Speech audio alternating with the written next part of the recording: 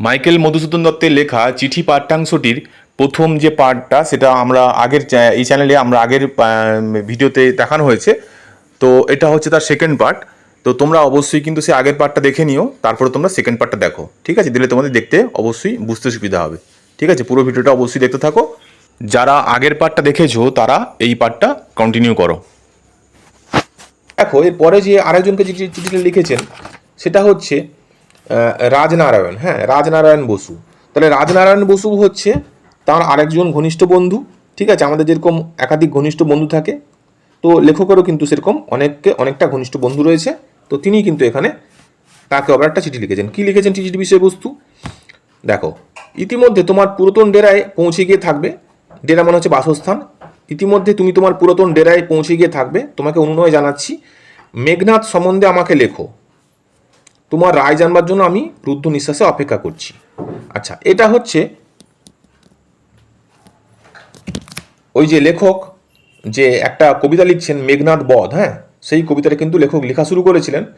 তো এই যে যে প্যারাটা তোমরা দেখলে এটা কিন্তু তিনি বলেছেন সেই মেঘনাদ সম্বন্ধে আমাকে লেখো, অর্থাৎ লেখক আমরা বলতে যাচ্ছেন যে রাজনারায়ণ বসু কিন্তু তাকে জানতে চেয়েছেন যে তুমি তোমার ডেরায় পৌঁছে গেছো এবং সেখানে কিন্তু ওই মেঘনাদ বধ সম্বন্ধে কতটা কি লিখলে তুমি আমাকে জানিও, হ্যাঁ। আচ্ছা, এবার দেখো, তোমার সঙ্গে সাক্ষাৎ হওয়ার কয়েক ঘন্টা পরেই আমি প্রচণ্ড জ্বরে আক্রান্ত হয়ে পড়ি এবং 6-7 দিন শয্যাগত থাকি। অর্থাৎ লেখকের সঙ্গে রাজনারায়ণ বসুর একটা সাক্ষাৎ হয়েছিল যখন তিনি কলকাতাতে ছিলেন। তারপরে কি ঘটনা ঘটে সেটা এখানে বলতে চাইছেন। শয্যাগত মানে হচ্ছে বিছনাসজ্জা হয়ে যাওয়া, হ্যাঁ, জ্বরে বিছনাসজ্জা হয়ে যান। মেঘনাদ আমাকে শেষ করবে অথবা আমি মেঘনাদকে শেষ করব, সে সম্বন্ধে একটা বোঝাপড়ার উপক্রম হয়েছিল। মেঘনাদ মানে হচ্ছে যে লেখাটা তিনি লিখছেন কবিতাটা, সে লেখাটার নাম ছিল মেঘনাদ বধ। তার মানে যখন কেউ কাজ করতে করতে অসুস্থ হয়ে পড়ে বিছনাসজ্জা হয়ে যায় তখন তো আর সেই লেখাটা শেষ করা যায় না, সে কাজটা শেষ করা যায় না। তো সেই সম্বন্ধে একটা উপমা তিনি দিয়েছেন, মেঘনাদ আমাকে শেষ করবে অথবা আমি মেঘনাদকে শেষ করবো, সেই সম্বন্ধে একটা বোঝাপড়ার উপক্রম হয়েছিল। ঈশ্বরকে ধন্যবাদ, আমি জয়ী হয়েছি। মেঘনাদ মারা গিয়েছে, অর্থাৎ আমি ষষ্ঠ স্বর্গে শেষ করেছি প্রায় 750 লাইনে। ষষ্ঠ স্বর্গ মানে ষষ্ঠ মানে 6, স্বর্গ মানে হচ্ছে অধ্যায় বা একটা চ্যাপ্টার, হ্যাঁ।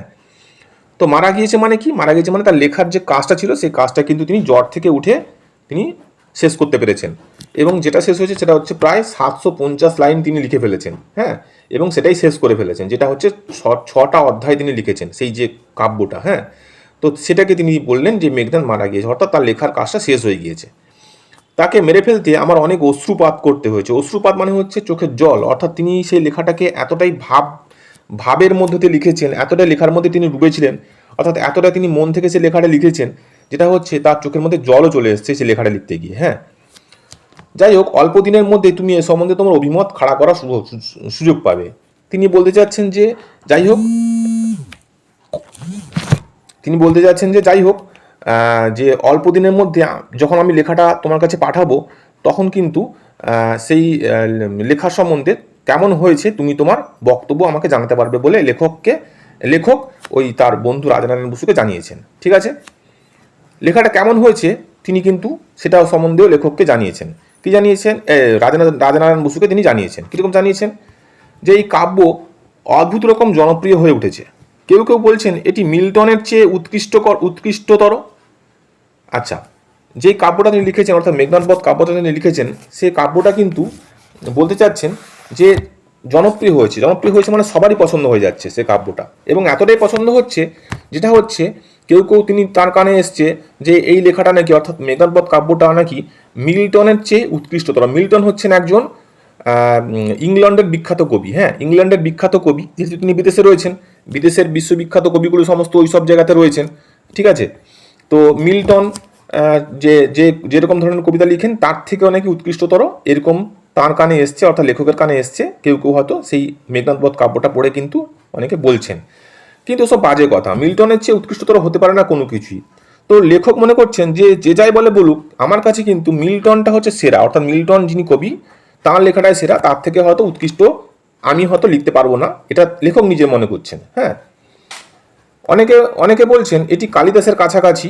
এ কথা আমার আপত্তি নেই। কালিদাস হচ্ছেন আমাদের সংস্কৃত সাহিত্যের বিখ্যাত কবি এবং নাট্যকার, অর্থাৎ যিনি নাটক লিখেন, ঠিক আছে? আমাদের সংস্কৃত সাহিত্য যে রয়েছে তার কবি হচ্ছে কালিদাস, ঠিক আছে? তো কালিদাসের কাছাকাছিও বলছেন অনেকে, কিন্তু কালিদাসের কাছাকাছি বলাতে কিন্তু লেখকের কোনো আপত্তি নেই, কারণ কালিদাসের সমকক্ষ কিন্তু তিনি লেখকের লেখাটা হতেও পারে, এটা তার বিশ্বাস ছিল। কিন্তু মিল্টনকে তিনি এতটাই মানে শ্রেষ্ঠ চোখে দেখছেন যে মিল্টনের সঙ্গে তার সম্পর্কটা যেন একটা আকাশ কুসুম কল্পনা, এরকম তিনি মনে করছেন। ঠিক আছে। আচ্ছা, ভার্জিল কালিদাস বা তাসোর সমতুল্য হওয়া আমি অসম্ভব বলে মনে করি না। এখানে দেখো, ভার্জিল হচ্ছে ইনিও একজন লেখক। কোথাকার লেখক না, রোমান বিখ্যাত কবি, অর্থাৎ রোমের বিখ্যাত কবি হচ্ছে ভার্জিল। হ্যাঁ, কালিদাস তো বললাম যে সংস্কৃত সাহিত্যের বিখ্যাত কবি। আচ্ছা, তাসো হচ্ছেন বিখ্যাত ইতালিয়ান কবি। ঠিক আছে, ইতালি দেশের বিখ্যাত কবি, তার নাম হচ্ছে তাসো। তাহলে এই যে লেখকগুলোর নাম তিনি বলছেন, তাহলে এইসব লেখকের যে লেখা হয় সেই লেখকের সঙ্গে কিন্তু অর্থাৎ আমাদের যে মাইকেল মধুসূদন দত্তের যে লেখা মেঘনাদ বধ কাব্যটাকে তিনি কিন্তু সমতুল্য হওয়া তিনি অসম্ভব মনে করছেন না। কিন্তু মিল্টনের মতন কিন্তু কখনোই তিনি হবে বলে তিনি অন্তত মনে করছেন না নিজেকে।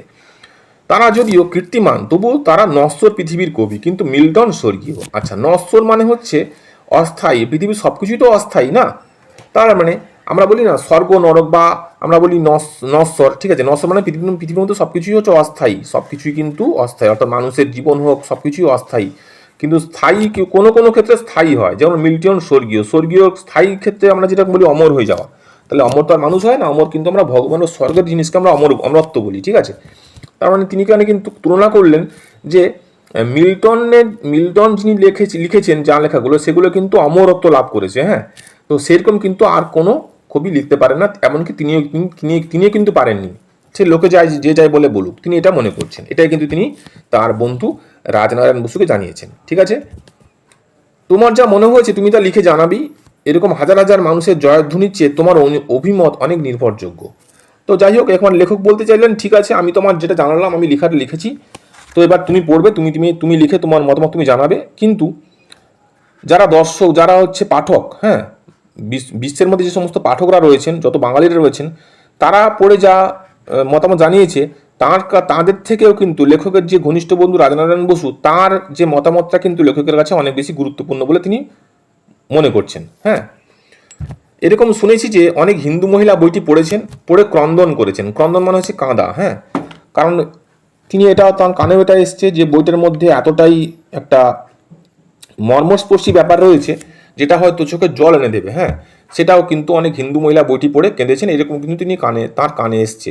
তোমার স্ত্রী যাতে কাব্যটি পড়েন সে ব্যবস্থা তোমার করা উচিত। সেই হিসাবে তিনি বললেন, যেহেতু অনেক মহিলারা বইটা পড়ে কেঁদেছেন, সুতরাং তুমি তো পড়বেই, সাথে সাথে তোমার স্ত্রীকেও তুমি অবশ্যই পাঠ করাবে, এবং তোমার স্ত্রীর কি অনুভূতি হয় সেটাও তুমি বলবে। ঠিক আছে, এটাও তিনি কিন্তু চিঠিতে উল্লেখ করেছেন।